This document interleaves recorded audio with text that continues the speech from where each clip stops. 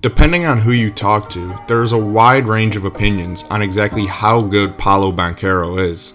He's the classic case study of analytics versus the eye test. For example, if you were to look at his advanced metrics like box plus minus or estimated plus minus, you probably wouldn't think much of him. In Paolo's first 2 seasons in the league, the Magic were actually better with him off the floor than when he's been on the floor, by a pretty wide margin too. Now it's still very early in his career to make any conclusions off of 2 years worth of data, and we always have to view these numbers with context, like the lineups that Paolo is a part of when he's on the floor. Also, the defensive ratings are somewhat inflated by opponent 3-point shooting luck. As you can see, opponents have shot over 3% better from the arc when Paolo has been on the floor. And it's common for teams to put defensive-minded lineups on the court when their star offensive player goes to the bench. What I'm more concerned about though is that the Magic were almost a point better offensively with Paolo on the bench. This could be due to his somewhat inefficient scoring. Paolo had a true shooting percentage of just 54.6 this past year, which is almost 4% below league average. And it's not like he's scoring at some absurd rate where it might be hard to maintain efficiency at. He averaged about 24 points every 75 possessions, which is definitely good volume, but not near the top of the league. Don't get me wrong, Paolo is playing with a very limited offensive team who wins games because of their defense. But he still, in theory, should be raising their offensive floor at least a little bit with his volume scoring when he's out there. But the numbers suggest that he is just simply not doing that.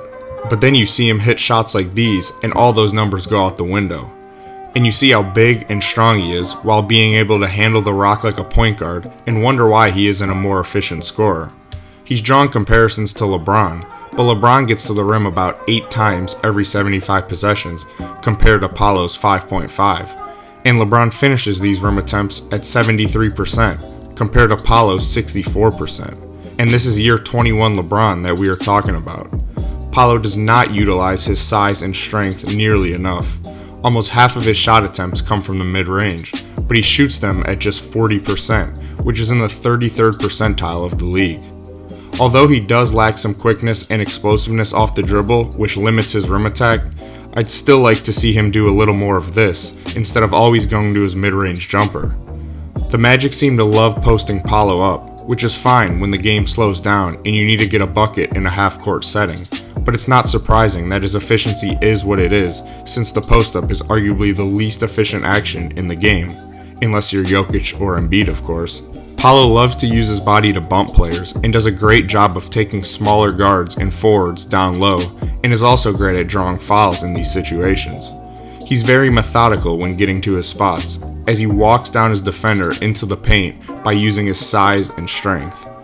But I think he tends to settle a little too much by going to his fadeaway jump shot, and he's simply not yet efficient enough to be shooting these shots at the rate that he does. The thing is, he can get these shots off pretty much whenever he wants, and it doesn't really matter who is guarding him. And that's actually very valuable come playoff time when teams zone in on weaknesses. Paolo's strength and size enables him to get to his spots no matter the defense or player guarding him. It's really just a matter of him making or missing the shot. This type of shot diet can be very demoralizing for a defense when a player is hot, since there's really nothing a defense can do. And this past postseason, in his first playoff series ever versus the Cavs, Paolo was hitting these shots. The series versus Cleveland really showed what Paolo is fully capable of when his outside shot is falling. On the biggest stage against a very elite defensive team, he put up 27 points per 75, and his efficiency improved as well from the regular season, as he shot 40% from 3 and 45% from the mid-range. He starts out game 1 by going right at Evan Mobley's chest and almost puts him on a poster while drawing the foul. This time he has kneeing on him and he just rises up for the smooth pull-up jumper. Like I said before, Paolo's ability to play through physical defense and get his shot off whenever makes him so hard to stop in a playoff setting. And when he's hitting these mid-range shots, there's just nothing you can do about it. Here, he has the smaller Max Strus on him and uses his strength and size to hit the bump fade. He really likes having smaller defenders on him so he can use his body to bump and shoot over them. These mid-range shots become very important when you're surrounded by little to no spacing. Paolo gets a step on Niang, but just look at the Cavs defenders loading up in the gaps and by the basket. so even when he has a step on his defender, he's forced to pull up for the jump shot almost every time. This is valuable because it lets the Magic play defensive-minded players around Paolo while he keeps their offense afloat with his tough shot-making ability. I really like Paolo's patience as he gets to his sweet spots on the floor. Here, he sets the screen and rolls. The corner defender comes to help on him, and he waits until the defender goes back to the corner to then attack and use his size and strength on kneeing to hit the turnaround close to the basket. This time, the Cavs are in a zone and Paolo gets the ball in the middle of the floor. After patiently processing the defense and faking a pass, he gets to a sweet spot by bumping Allen and hitting the turnaround jumper. Paolo is clearly more comfortable right now shooting these turnarounds rather than finishing at the rim, as he shot just 53% at the rim in this series. And while he was hitting shots like these, I think he tends to rely on his tough shot making a little too much, which is why his efficiency is what it is over an 82-game season. And like I said before, there are clear spacing issues from the Magic, but plays like these show me that Paolo is clearly capable of attacking and finishing at the rim. It was definitely easier for him to finish at the rim effectively when Allen and Mobley were not on the court. The next step in his development will be to do that with an elite rim protector on the floor. Paolo loves spinning into turnaround and step back jumpers, as he nails this one over Okoro. This time, he's on the other side and spins to his left. And yeah, that's just gross. Here's another one where Paolo spins from the perimeter into a mean fadeaway jump shot.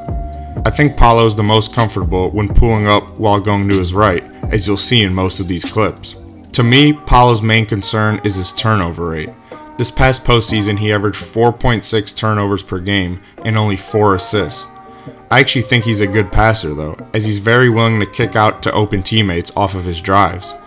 And you'll see him make some very good passes off of his attacks like this. He ranked in the 82nd percentile of Thinking Basketball's passer rating. He does tend to get very sloppy and careless with the ball sometimes, but just like his scoring efficiency, we have to take into account team context. Like here, the Cavs defenders are just sitting in the gap waiting for Paolo to attack, as Mitchell gets his hands on the ball for the steal. Overall, I'm not too concerned with Paolo's turnovers because he is still so young and this was just his first playoff series ever. Defensively, I think he is a slight negative.